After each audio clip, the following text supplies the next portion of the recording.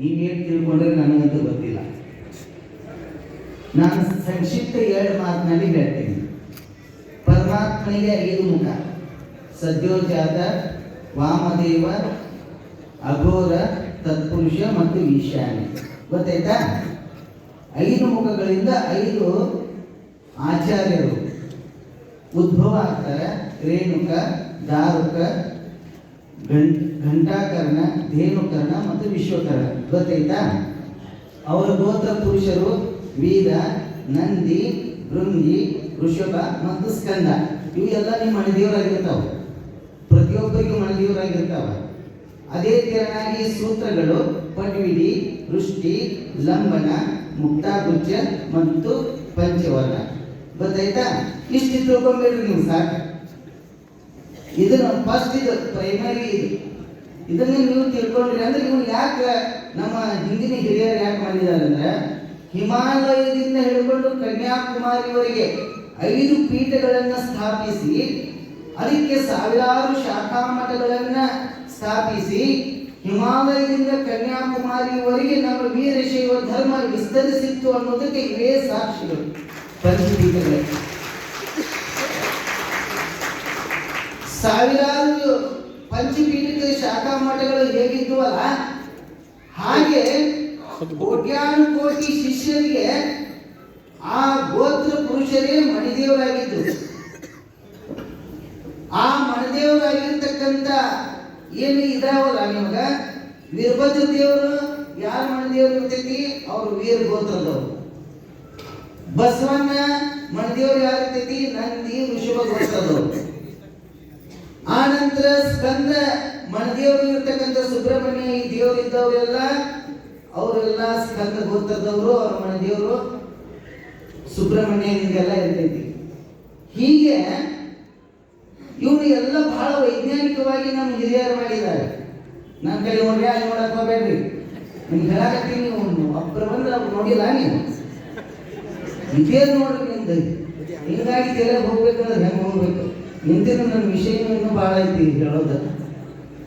ನೀವು ನಿಂತರೆ ಕಾಣ್ತಿದ್ರೆ ನಾನು ಕಾಣ್ತೀನಿ ಇಲ್ಲ ನಿಮ್ಗೆ. ಆಯ್ತು. ಈಗ ವೀರ ಗೋತ್ರದವರು ಏನಿದ್ದೀರಲ್ಲ, ವೀರ ಗೋತ್ರದವರಿಗೆ ಕನ್ಯೆ ಕೊಡಬಾರ್ದು. ಅವರು ನಂದಿ, ಭೃಂಗಿ, ಋಷಭ ಮತ್ತು ಸ್ಕಂದ ಗೋತ್ರದವ್ರಿಗೆ ಕನ್ಯೆ ಕೊಡಬೇಕು. ಮತ್ತು ನಂದಿ ಗೋತ್ರದವರಿಗೆ ಕನ್ಯೆ ಕೊಡಬಾರ್ದು. ಅವರು ವೀರ, ಋಷಭ, ಸ್ಕಂದ ಈ ಗೋತ್ರದವರಿಗೆ ಅವರು ಕನ್ಯೆ ಕೊಡಬೇಕು. ಇವ್ರು ಯಾಕೆ ಮಾಡಿದ್ದಾರೆ ಅಂತ ಕೇಳಿದ್ರೆ ಎಷ್ಟು ವೈಜ್ಞಾನಿಕ ಐತಿ ನೋಡ್ರಿ. ಇದರಲ್ಲಿ ಈಗಿನ ಕಾಲದಲ್ಲಿ ಡಾಕ್ಟರ್ ಹೇಳ್ತಾರೆ, ಮಕ್ಕಳು ಬುದ್ಧಿಮಾಂದ್ಯ, ಅಂಗವಿಕಲ ಹುಟ್ಟಲಿಕ್ಕೆ ಕಾರಣ ಏನಂದ್ರೆ ರಕ್ತ ಹತ್ತಿರವಾಗಿದೆ.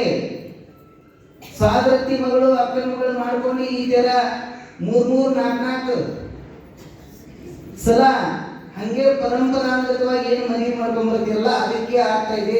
ಅದಕ್ಕೆ ರಕ್ತ ದೂರ ಆಗಬೇಕು ಅನ್ನೋ ದೃಷ್ಟಿಯಿಂದ ಈ ಗೋತ್ರ ಸೂತ್ರಗಳನ್ನು ನಮ್ಮ ಹಿರಿಯರು ಮಾಡಿದ್ದಾರೆ. ಅದು ವೈಜ್ಞಾನಿಕವಾಗಿ ಇನ್ನೂ ಅನೇಕ ಕಾರಣಗಳಿರ್ತಾವ, ಅದನ್ನು ಈಗ ಹೇಳಕ್ಕಾಗಲ್ಲ. ಹೀಗೆ ವೀರಶೈವ ಪಂಚಸೂತ್ರಾಣಿ ಬಗ್ಗೆ ಬಹಳ ಸುಂದರವಾಗಿ ಜಗದ್ಗುರುಗಳು, ಕಾಶಿ ವಿದ್ವಾಂಸರು ಎನ್ನ ಗುರುಗಳು ಬಹಳ ತಪಸ್ಸನ್ನ ಮಾಡಿ ಗ್ರಂಥವನ್ನ ಬರೆದಿದ್ದಾರೆ.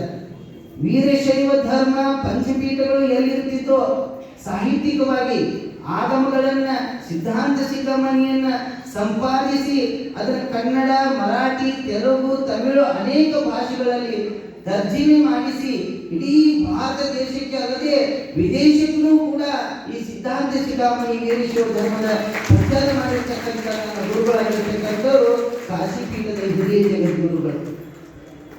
ಅದಕ್ಕಾಗಿ ಆ ಗ್ರಂಥ ಬಹಳ ಮಹತ್ವವನ್ನು ಪಡ್ಕೊಂಡೈತಿ. ಇದನ್ನೆಲ್ಲ ಆಮೇಲೆ ದುಡ್ಡು ಕೊಟ್ಟು ಹೋದ್ರಿ, ಪುಷ್ಯತಿ ತಗೊಂಡ್ರು ತೆಲಿ ಹತ್ತಲ್ಲ, ದುಡ್ಡು ಕೊಟ್ಟು ತಗೊಂಡು ಹೋದ್ರಿ.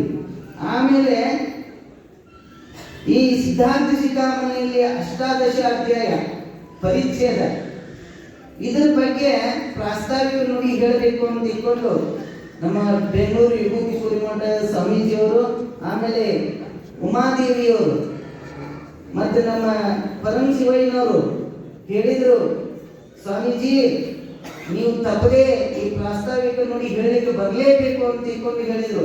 ನಾನು ದೊಡ್ಡ ಬಿನ್ನಾಯಿ ಬಿಟ್ಟು ಬಂದಿದ್ರಿ ಹೇಳಾಕ, ದೊಡ್ಡ ಶಿಷ್ಯನ ಬಿನ್ನಾಯಿ ಬಿಟ್ಟು ಬಂದೀನಿ, ಹಂಗ ಹೇಳಾಕಲ್ಲ.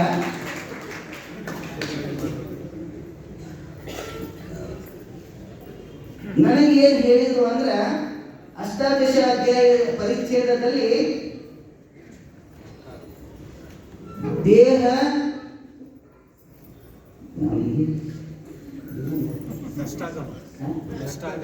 ಅಷ್ಟಾಗಮಲ್ಲ, ದೇಹನ